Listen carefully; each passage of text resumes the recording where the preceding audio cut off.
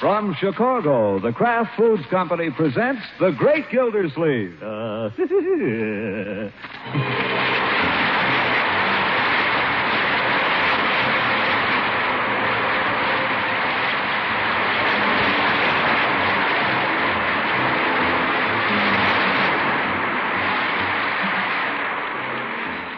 It's The Great Gildersleeve, starring Harold Perry, brought to you by the Kraft Foods Company, makers of Parquet Margarine and a complete line of famous quality food products.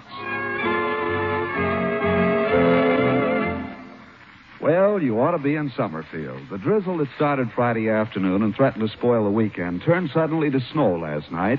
Great feathery flakes that floated down and spread a white blanket of silence over the whole town. The kids were up early this morning, pelting each other and leaping and rolling and wallowing in it. When Gildersleeve rubbed the sleep from his eyes and looked out upon it, one thing came instantly to his mind. And apparently it had come to others. Hello. Hello, Chief. Gildersleeve. Say, have you looked out your window, Chief? Do you see what's out there? Well, sure. Well, of course.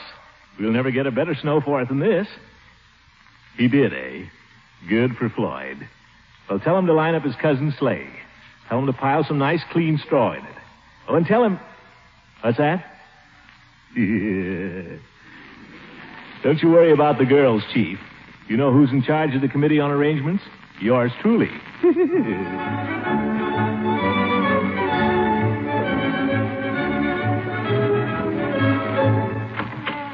Can Will Weaver come out and pray? Throckmorton.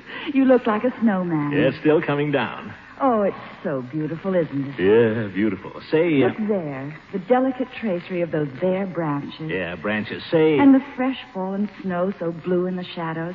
And where the sun catches it, the way it shimmers. Yeah, shimmers. Say, Eve... Oh, but come inside. Take your coat off. No, I better not. It's all over snow. And besides, I've got a lot of other calls to make. We'll step into the hall anyway. It's cold out here. Well... Oh, that's all right.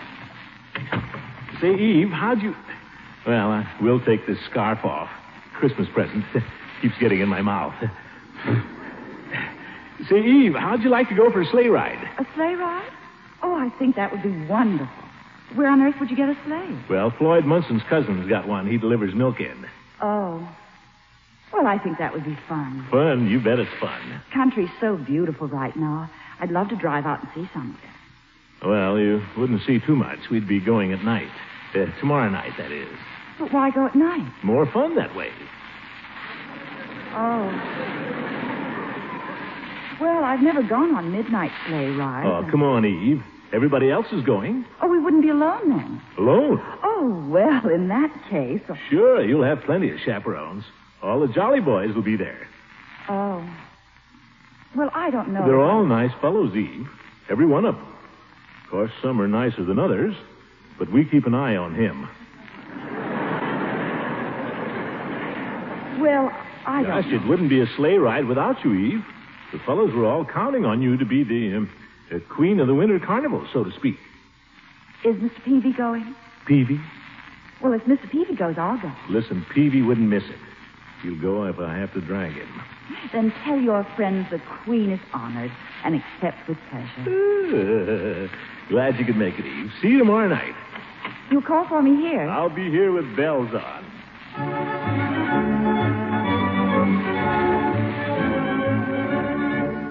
Well, I know you don't know me very well, but gosh, Miss Fenwick, the boys were all counting on you for queen of the sleigh ride. And now if you let them down... Well... Atta girl. See you tomorrow.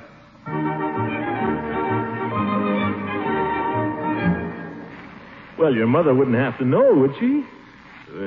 We wouldn't have to drive right up in front. We could stop down the block a little ways. See, the boys are going to be awfully disappointed. They were sort of counting on you to be the queen of the sleigh ride. Well... 8 o'clock tomorrow. Say, you haven't got a friend, have you?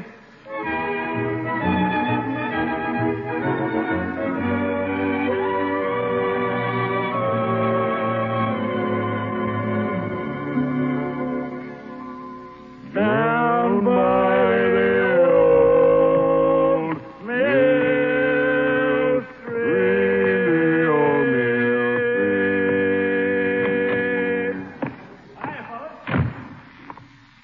Floyd, Chief. Hi, Commissioner. Only you two making all this noise? I thought you had the whole Metropolitan Chorus up here and a couple of dogs. Oh, no, Commissioner. Only us dogs. Yeah, just killing time till the rest came. Oh, where are they? What's the matter? Listen, we got to get all our arrangements made tonight, or there won't be any sleigh ride tomorrow. Well, Peeve ought to be along soon as he closes up. I don't know about the judge. I heard he wasn't feeling so good. Yes, how is the judge? Has anybody heard? The old goat, what's the matter with him? Well, he's got the flu or the pip or something. Oh? Come to think of it, I haven't heard from the old gent in 2 or 3 days. Kind of a relief, as a matter of fact. Nothing serious, Chief. I don't know. I suppose we could call him. Who's that? That you, Peeve? Wait a minute, here comes Peavy. Maybe he'd know. Good evening, gentlemen. Well, all present are accounted for now, except Hooker. Say, how is the judge, Phoebe? Have you heard? Yeah, how is he? I'm afraid Judge Hooker is a sick man, gentlemen. Oh, that's too bad. Yeah. Really? I mean, really sick? How sick, Peavy? Yeah, is he bad? Well, I'm not a physician, gentlemen. We know that. I don't like to make a diagnosis without having seen a patient. Even if I did, I couldn't because, as I say, I'm not a physician. We know all that, Peavy. But how is he? Well, as I say, I haven't seen the judge. I only know what I've heard. Well, what do you hear? Well, I didn't hear this from Dr. Pettibone. He's out of town. That's right, Floyd. I know. I give him a going-away haircut. So, evidently the judge or his housekeeper called in Dr. Frieden. Never heard of him. Who's he? He's a new doctor, a young fellow. He lives over on the other side of town. Don't he ever get a haircut? Yeah, never mind that. Oh. What did he say, Peavy? Well, I really don't know him well enough to be too inquisitive, but I'll say this for Dr. Frieden. He may be young, but he writes a nice, legible prescription. Never mind how he writes. What did he say? Yes, tell us, Phoebe. Well, you know, doctors, they don't say much, but I was wrapping up his prescription, and I asked him casually how Judge Hooker was. And he shook his head. Oh, gosh. That's bad. Of course, I don't know whether he was shaking his head over the judge's health or his disposition, but what I go by is this. He wrote out a pretty stiff prescription for the old gentleman. Yeah? Penicillin. Penicillin? Oh, that's usually a last resort, isn't it? Well, no, I wouldn't say that. They use it to treat pneumonia. I know that. Yes, Chief, they do in certain types of cases. Oh, the judge is no chicken anymore, fellas. Wouldn't take much to carry him off.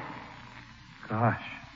And to think only last Saturday he was sitting right there in that chair looking just as natural. Yeah. That's right, Floyd.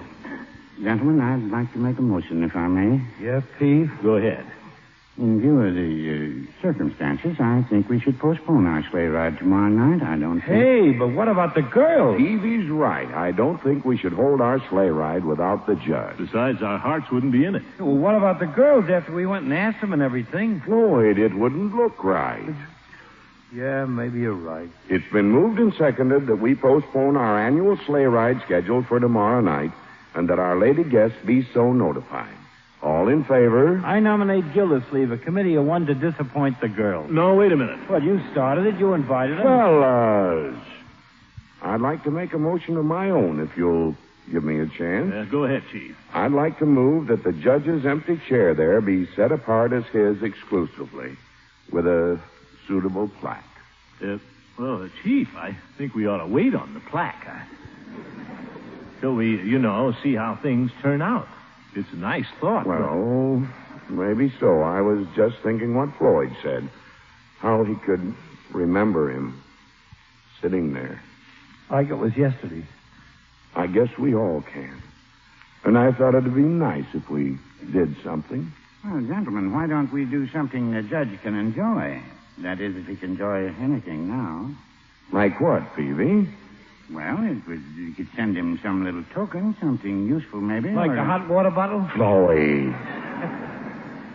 Flowers. That's what you send to invalids. Yeah, flowers. Why don't we send him some flowers? Roses are nice. The judge is always puttering around among his roses. And they smell nice, too. He probably couldn't smell them. Head's probably stopped up.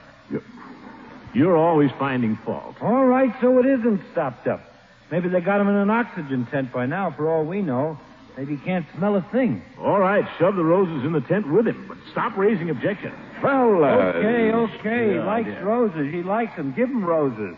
Just so it ain't lilies.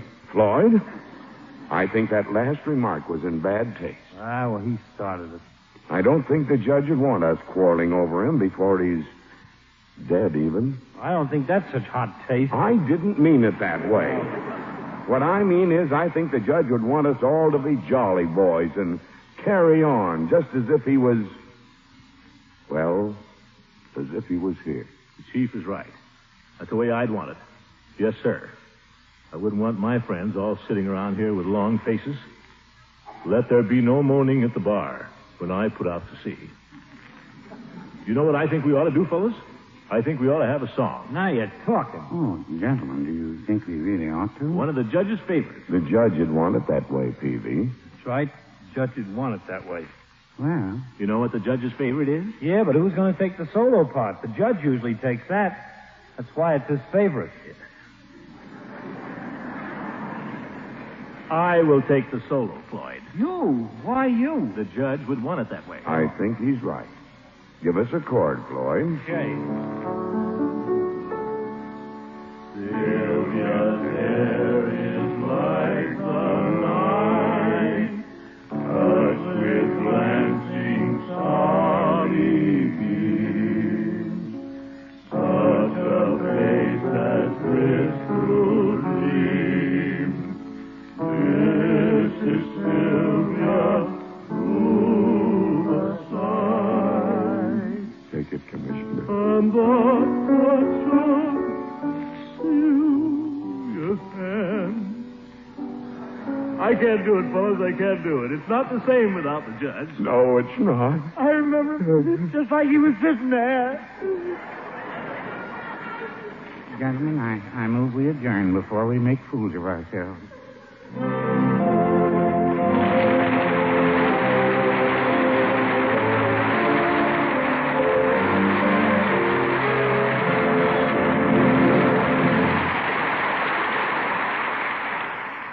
The great Gildersleeve will be back again in a few moments. I suppose, Mr. Lang, you have some interesting things to tell us tonight about your stay here in Chicago. Yes, and one of the high points of my visit was a trip today through the Parquet margarine plant, one of the many modern plants in which Kraft makes delicious country sweet Parquet. Oh, I'd like to hear about that. And I'll try to give you a brief word picture. As you enter the Parquet plant, you see a row of gleaming white tanks containing huge quantities of fresh, sweet, pasteurized skim milk. In this room, cultured skim milk is held at carefully controlled temperature, constantly protected to safeguard purity and freshness until it is blended with highly refined vegetable oils and other wholesome ingredients. This bright, clean room is typical of all sections of the Parquet margarine plant. They're as spotless as a housewife's best china. If you could see the care and skill lavished by our Kraft people in making Parquet, I'm sure you'd appreciate even more the wholesome goodness of this popular spread for bread. Reason, too, why you'll want to look first when you shop for this spread of Kraft quality. Parkay, Parquet margarine, made by the Kraft Foods Company.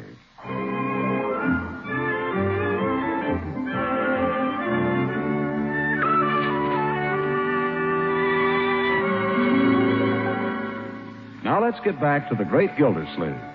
Gildersleeve and his niece and nephew have been to church, it being Sunday. We join the family as they shuffle homeward through the snowy streets. Leroy, I want you to shovel the snow off our front walk the very first thing after dinner. After dinner? After dinner? Today? Today. This is Sunday. I don't care if it's... Be sure and do it the first thing Monday morning. Okay. Maybe by Monday it'll be melted. I'm hungry. I hope Bertie's got a good dinner for us. Yeah, me too. That's one thing about going to church. Gives you an appetite. And then there's the spiritual values. Get the snow off your feet, my boy. Bertie wouldn't want you tracking it all over the floor. You don't have to kick the house down. I can smell the dinner. I'm starved. Yes. Well, we can just sit quietly till it's ready. Can't I play the radio, Unc? It's an educational program. Educational? A football quiz. Yeah.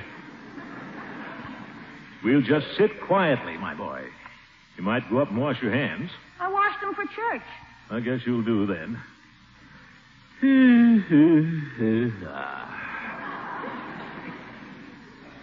Maybe I should call up and find out how he is. Yes, why don't you? Don't like to phone his house at a time like this. Still, Ask if there's anything we can do, Unky. I will. What could there be? Doesn't matter. There might be some little errand. Hello, Mrs. Fogel? This is Mr. Gildersleeve. I don't like to intrude at a time like this, but at the same time, being such a close friend. How is he, Mrs. Fogel? I see. Oh, that's that.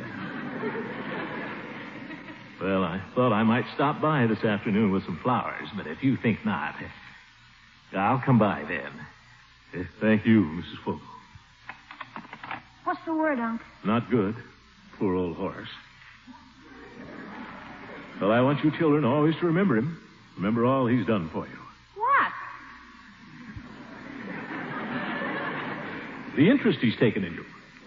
An interest which has gone far, far beyond the call of duty. He's been a good friend to all of us. A friend and an inspiration. What did Mrs. Fogel say? Well, you know how hard it is to get anything out of her. Oh, she's such an old crepe hanger. I wish I'd given him a Christmas present now. What did he give you?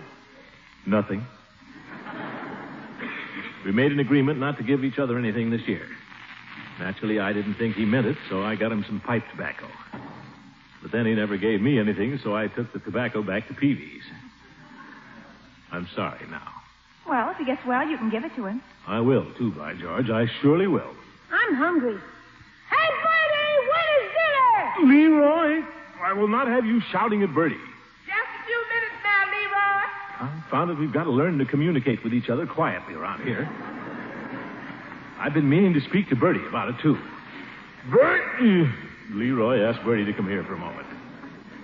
Go out in the kitchen and ask her. Okay. One of the signs of a well-run household is a quiet, peaceful atmosphere. Remember that, Marjorie. I will. Was there something you wanted, Mr. Gildersleeve? I've been meaning to speak to you about a habit of yours, Bertie. Well, kind of a family habit, I guess. Leroy shouts all over the house, and you shout back at him. You holler a little yourself, Uncle. Well, when everybody's doing it, I'm liable to slip once in a while. Just kind of watch it, will you, Bertie? Yes, sir. I'm sorry, Mr. Gildersleeve. I didn't know I was bothering anybody. He's worried today, Bertie, about Judge Hooker. Something the matter with the judge? He's not expected to live, Bertie. Oh, my land.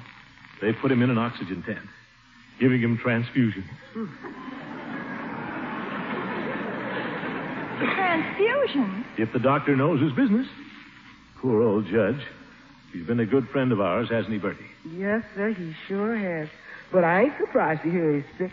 A bachelor eating in restaurants all the time. Man's got to have home cooking if he wants to live a long time. He's got a housekeeper. She only comes in 2 days a week. Yes, sir, man's got to have home cooking. That's probably important, Bertie, but the judge has pneumonia. Home cooking, that's the answer. Yes, sir, home cooking.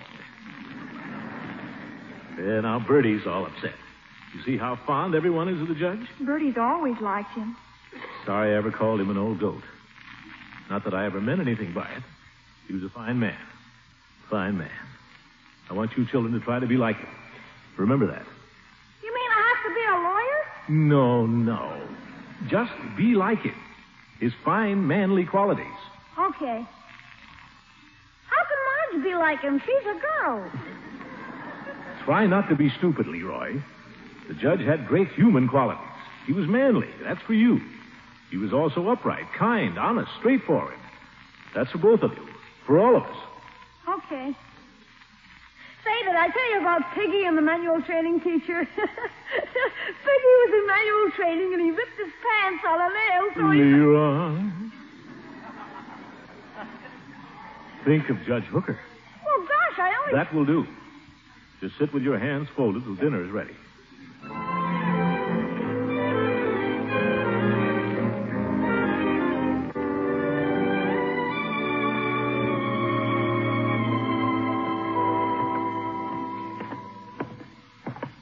Now remember, when we get inside, Floyd, try to keep your voice down, will you? Why pick me out? I've been around. Shut up.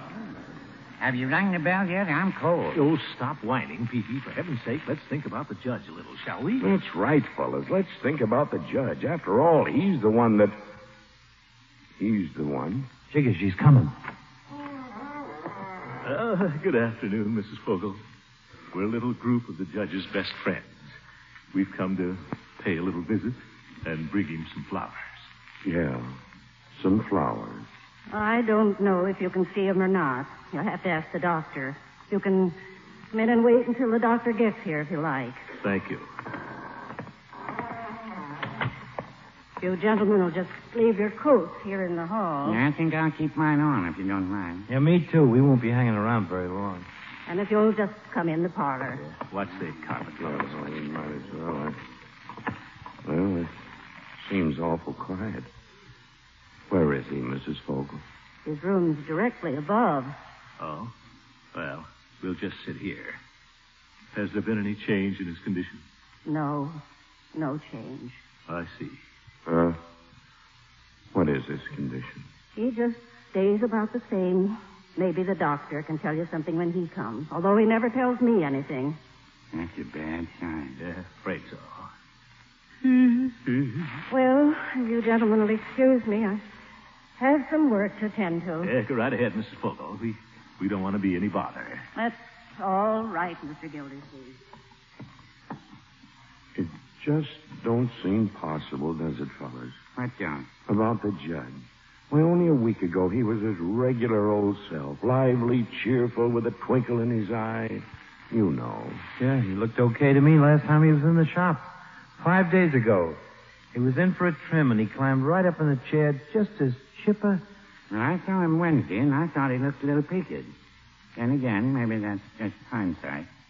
Just think, Peavy. I guess you were the last one that saw him.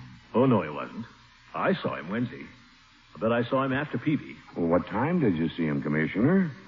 About 3 o'clock in the afternoon. When did you see him, Peavy? About 4. Well, now, wait a minute. On second thought, I believe I saw him around 4:30. And I thought you said 3. I saw him at 4:30. I was the last man that saw him alive. He came back to the store again around 5. Why don't you stick to your story? You're just trying to get some glory out of this. No, I wouldn't say that. Yes, you are. No, I'm not. Fellas. Judge is laying up there, and how do you think this sounds? Chief's right. Well, Him laying up there and us fighting down here. Well, I didn't mean any disrespect. well, neither did I. The last thing I'd want to do. After all, I guess I was closer to the judge than the rest of us. Like ducks you were. I've known him 20 years. I've been cutting his hair 20 years. Bobby gets to know a fella pretty well. Well, I've known him 25 years, personally and professionally. And I've been selling him liver pills for 30 years. Well, under the circumstances, that's nothing to brag about. Anyway, the judge was practically a member of my family. One of the finest men I ever knew. Yes, sir. What a heart. Good old Horace. Yeah. He was true blue.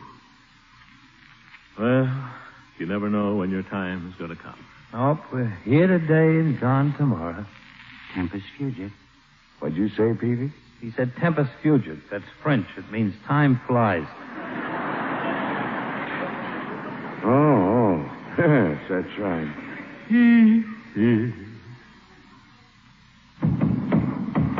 What the... Hey, what's going on upstairs? The judge, he must be delirious. Mrs. Fogel! Mrs. Fogel, where the devil are you? Sounds like he's having a spasm. Where the devil is my chicken broth? Mrs. Fogel, quick, the chicken. The judge. By golly, I don't know why I can't have my broth on time. Here it is, 3:15. Well, what the dickens are you fellas doing here? Glad to see you. Hooker, we thought you were dead. I mean dying. Well, I'm not. What's more, I can prove it. I'll be darned. Who started this rumor? Yes, where'd it come from? Peavy, he's the one. You told us he was at death's door. Well, no, I didn't say that. How do you like that? He's no sicker than I am. Of course not. Say, how about a game of cards? Come on up to my As room. my eye, we can call up the girls again and have our sleigh ride. Good idea. Fellas, please. There's nothing the matter with you, you old goat. You spoiled our sleigh ride in the first place. Come on, fellas. But Gildy. Get some flowers, Judge. So long. Yeah, so long, Horace. Go on back to bed.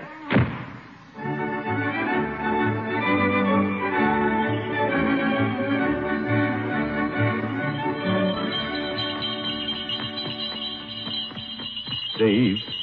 Look at that beautiful moon. Isn't it beautiful? It certainly is. And the snow always looks so lovely in the moonlight. Yeah. Say, aren't you cold, Eve? Oh, no, I'm perfectly comfortable. Just thought you might snuggle up a little. I'm cold. You are? Oh, I'm freezing. Well, goodness. I wouldn't want you to freeze to death. Atta girl. Oh, Mr. Munson, you're terrible. Oh, now, I ain't so bad. Am I, Peavy? Floyd, you're terrible and I'm cold. You should have brought a girl. Hey, maybe we could sing a song, warm Peavy up. How about a song, Chief? Good idea. Start something, Commissioner. Well, let's see. Any of you girls know Aunt Dinah's quilting party? I'm afraid I don't. Me either. Why don't you boys sing it? We'll listen. Okay. Jolly Boys Quartet. In the sky, the bright stars glittered. On the banks, the pale moon shone. And 'twas from Aunt Dinah's quilting party we were seeing Nellie home. We were seeing Nellie home. Seeing her home. We were seeing Nellie home. Seeing her home. And 'twas from Aunt Dinah's quilting party we were seeing Nellie home. Nellie home. Say, fellas, you know something? Well, what, Commissioner? I'm glad Hooker couldn't come along. We sound a lot better without him. We were singing Nellie home. Seeing her home. We were singing Nellie home.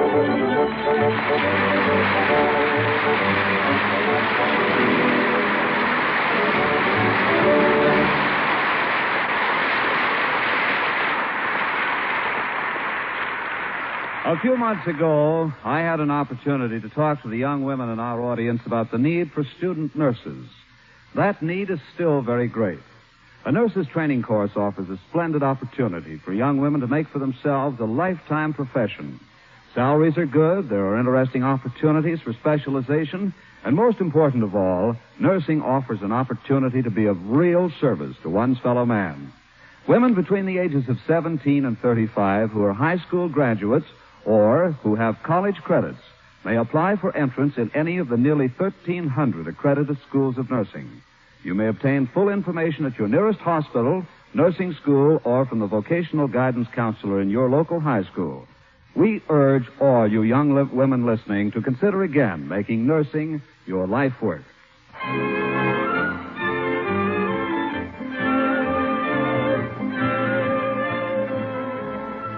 The Great Gildersleeve is played by Harold Perry. It is written by John Whedon and Sam Moore. The music is by Jack Meakin. Included in the cast are Walter Tetley as Leroy, Louise Erickson as Marjorie, and Lillian Randolph as Bertie. Eve Goodwin is Frances Robinson, Judge Hooker is Earl Ross, and Richard LeGrand plays Mr. Peavy. Just a second, John. Friends, today, January the 15th, is the opening day of the 1947 March of Dimes campaign. The March of Dimes, as you know, supports the National Foundation for Infantile Paralysis. I'm sure all of our listeners are going to be helping again this year. Thanks, and good night, everybody. This is John Lang saying goodnight for the Kraft Foods Company and inviting all of you to listen again next Wednesday for the further adventures of the Great Gildersleeve.